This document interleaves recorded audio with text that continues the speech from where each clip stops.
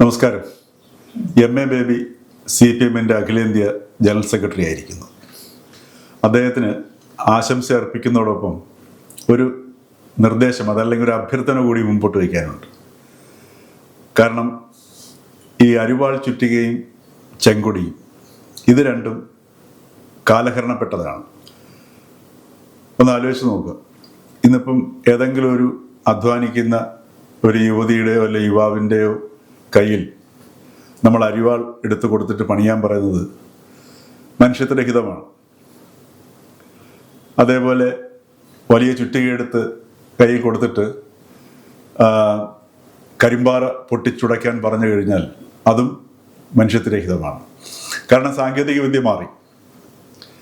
ഇന്നിപ്പോൾ എത്ര പേർക്ക് ഇന്ന് CPM-ൽ തന്നെയുള്ള DYFI-ക്കാരാണെങ്കിലും SFI-ക്കാരാണെങ്കിലും അതല്ലെങ്കിൽ യുവാക്കളും യുവതികളും ഒക്കെ ആണെങ്കിൽ പോലും അവരിൽ എത്ര പേര് ഈ അരിവാൾ കണ്ടിട്ടുണ്ടാവും? ഇന്ന് അരിവാൾ കാണണമെന്നുണ്ടെങ്കിൽ കാഴ്ച ബംഗ്ലാവിൽ പോയി കഴിഞ്ഞാൽ അവിടെ ഉണ്ടെങ്കിൽ കാണാം എന്ന് മാത്രമേ ഉള്ളൂ. അപ്പം അത്രയ്ക്ക് അത് ആ ഒരു ചിഹ്നം കാലഹരണപ്പെട്ടു പോയി, കാലവുമായിട്ട് സംവദിക്കുന്നില്ല. ഇന്നിപ്പോൾ നമ്മൾ കണ്ണുകൊണ്ട് നോക്കിയാൽ പോലും കാര്യങ്ങളെ ചലിപ്പിക്കുന്ന ഒരു സാങ്കേതിക വിദ്യയിലേക്ക് നമ്മൾ മാറിക്കഴിഞ്ഞു. മൃദു സാങ്കേതിക വിദ്യയിലേക്ക് നമ്മൾ മാറിക്കഴിഞ്ഞു.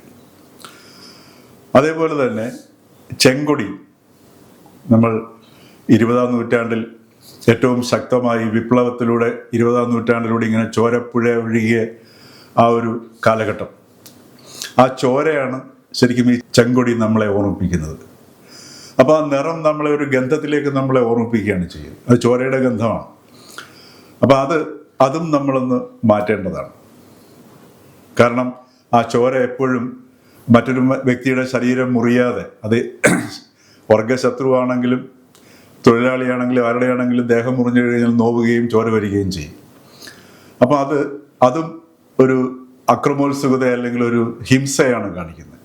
ഇന്ന് നമ്മളുടെ കേരള സമൂഹം മുഴുവൻ ഈ ഹിംസാത്മകമാകാൻ ഒരു പ്രധാന കാരണമെന്ന് പറയുന്നത് ഈ കഴിഞ്ഞ ഏതാണ്ട് 7 പതിറ്റാണ്ടിലേറെ കാലമായി കേരളത്തെ നിയന്ത്രിച്ചു വരുന്നത് കമ്മ്യൂണിസം തന്നെയാണ്. അത് കേരളത്തിലെ BJP-ക്കാരനാണെങ്കിലും കോൺഗ്രസ്സുകാരനാണെങ്കിലും മുസ്ലിം ലീഗുകാരനാണെങ്കിലും ആരാണെങ്കിലും ഒരു മലയാളി അടിസ്ഥാനപരമായിട്ട് അവരുടെ സ്വഭാവത്തിലും കാഴ്ചപ്പാടിലും ഒക്കെ ഒരു കമ്മ്യൂണിസ്റ്റുകാരനാണ്. അതുകൊണ്ടാണ് ഇത്രയും വലിയൊരു വാക്കുകൾ കൊണ്ടാണെങ്കിലും അല്ലാതെയുമൊക്കെ ഈ കേരള സമൂഹം ഈ ഒരു അക്രമവാസനയിൽ എത്തി നിൽക്കുന്നത്. എം എ ബേബി ഒരു മൃദു സമീപനക്കാരനാണ്. അദ്ദേഹം പണ്ട് മുതൽ ഈ പറഞ്ഞതുപോലെ വലിയ അക്രമോത്സുകതയൊന്നും ഇല്ലാത്ത അപൂർവം CPM നേതാക്കളിൽ കാണുന്ന ചിരിഭാവമൊക്കെയുള്ള ഒരു നേതാവാണ്.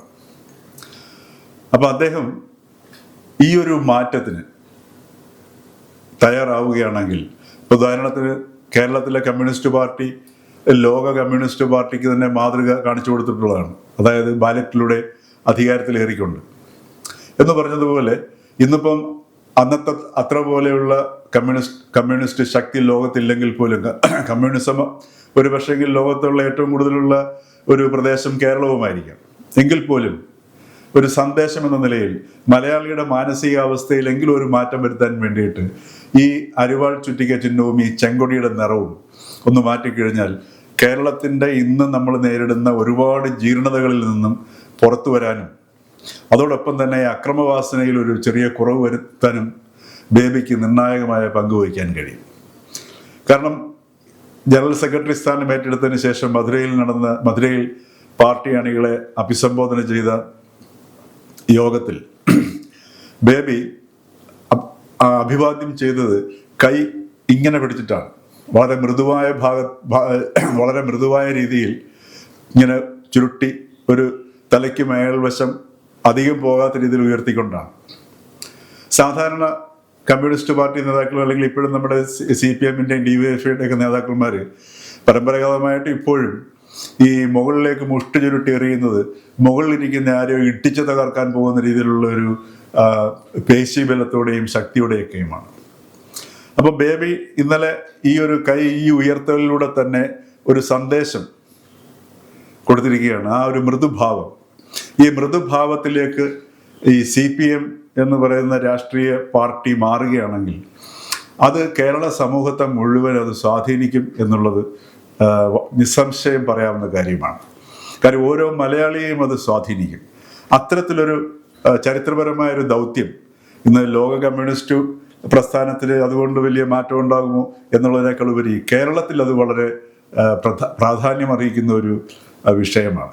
അപ്പോൾ ആ രീതിയിലൊരു നീക്കത്തിന് MA ബേബി തയ്യാറാവുകയാണെങ്കിൽ അദ്ദേഹത്തിന് വലിയ ഇന്ദ്രജാലങ്ങളോ വിപ്ലവങ്ങളോ ഒന്നും സാധിക്കാൻ കഴിഞ്ഞില്ലെങ്കിൽ പോലും ഈ രീതിയിലൊരു തെറ്റുതിരുത്തൽ, ഒരു 7.5 പതിറ്റാണ്ടിന് ശേഷമുള്ള കമ്മ്യൂണിസ്റ്റ് പാർട്ടിയുടെ ഒരു തെറ്റുതിരുത്തലിലേക്ക് അത് എത്തുകയും അത് കേരള സമൂഹത്തിനും തീർച്ചയായിട്ടും ലോകത്തിനും അതൊരു സന്ദേശം നൽകുകയും ചെയ്യും എന്നുള്ളതൊരു യാഥാർത്ഥ്യമാണ്. അപ്പോൾ ആ രീതിയിലേക്കൊരു ചരിത്ര പുരുഷനാകാൻ ബേബിക്ക് സാധ്യമാകട്ടെ എന്ന് നമുക്ക് ആശംസിക്കാം.